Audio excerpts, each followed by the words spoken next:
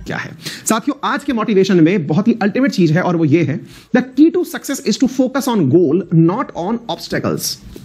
पढ़ाई के समय पर या दुनिया में जब भी आपको ग्रोथ करने का मन करे कि मैं इस दुनिया में कुछ आगे बन के निकलूंगा, तो आप अपने लक्ष्य पर फोकस करें, साथ में फोकस करें अपने गोल्स पर। और सबसे बड़ी मतलब गोल्स पर फोकस करते समय एक बहुत बड़ी जो दिक्कत आती है वो भी मैं आपको बताऊंगा, और ऑब्स्टेकल्स को नजरअंदाज करें। इस बात को थोड़ा गंभीरता से समझना काफी महत्वपूर्ण बात है। Focus on goals not on obstacles. क्या मीनिंग है पता है आप लोगों को? सबसे बड़ी मुसीबत यह है, हमें यही नहीं पता गोल क्या होते हैं। हम लोग मानते हैं कि गोल हमारा एक अल्टीमेट होता है। अल्टीमेट मतलब जो एंड में हमने सेट कर रखा है वो गोल होता है। सबसे पहले तो मैं आपको छोटी सी भाषा में यह बता दूं कि गोल कभी भी अल्टीमेट गोल है, उसे प्राप्त करने का तरीका वो नहीं होता है जो आप फॉलो कर रहे हैं। बोले फिर आप बताइए तरीका क्या है? मैं बताता हूं, और जितने भी सक्सेसफुल लोग हैं उन्होंने इसी तरीके को फॉलो किया है, इसकी भी मैं आपको गारंटी देता हूं।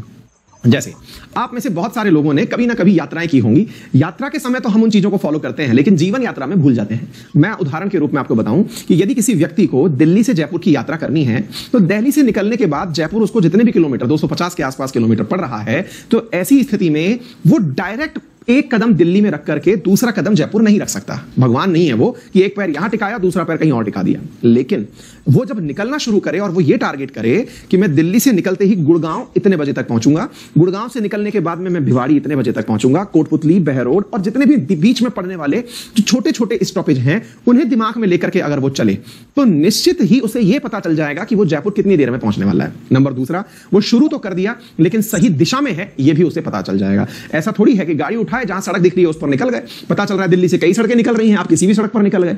अर्थात आपको अपने डेस्टिनेशन तक पहुंचने से पूर्व आपको अपने लिए रास्ते में कई छोटे गोल्स भी बनाने होंगे। छोटे गोल्स का मतलब यह नहीं है कि यूपीएससी की तैयारी में निकले तो चलिए बैंक की नौकरी पहले निकाल लेते हैं। नहीं, आप यूपीएससी की तैयारी में निकले हैं, आपको पता है कि इस तैयारी का मतलब है 100% सिलेबस तैयार होना।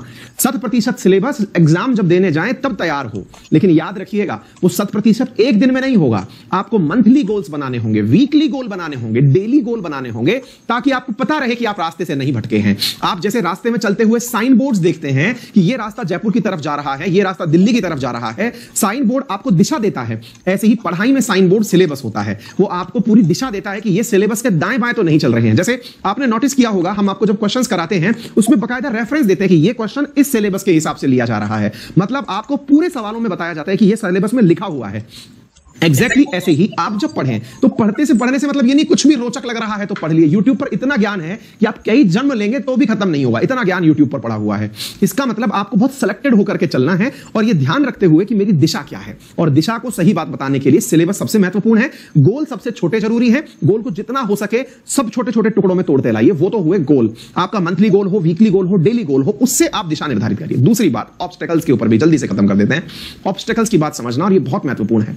साथियों, हम में से बहुत सारे विद्यार्थी ऐसे होते हैं और मैं भी आप में से एक रहा हूं, जो कि पढ़ते समय ना हमको वो चीजें नजर आती हैं जो हमारे पास नहीं है। जैसे आप पढ़ने बैठे, आपने आज मन बना रखा था कि भाई मैं पेन से बढ़िया सुंदर सुंदर राइटिंग लिखकर पढ़ूंगा।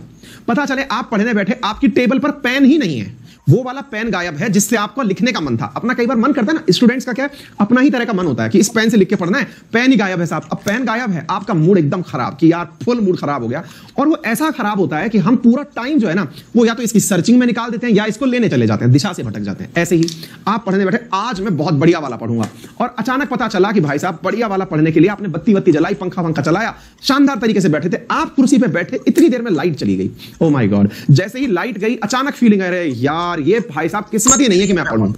क्यों भाई, लाइट को पता है क्या कि साहब बैठ के पढ़ने वाले हैं। बहुत सारे दुनिया के काम अटक गए होंगे यार, कई ऑपरेशंस भी हो रहे होंगे इस समय पर, पता नहीं क्या क्या हो रहा होगा। आपकी पढ़ाई के लिए थोड़ी ना पूरी सृष्टि जो है वो आपके खिलाफ कार्य करने के लिए लगी हुई है।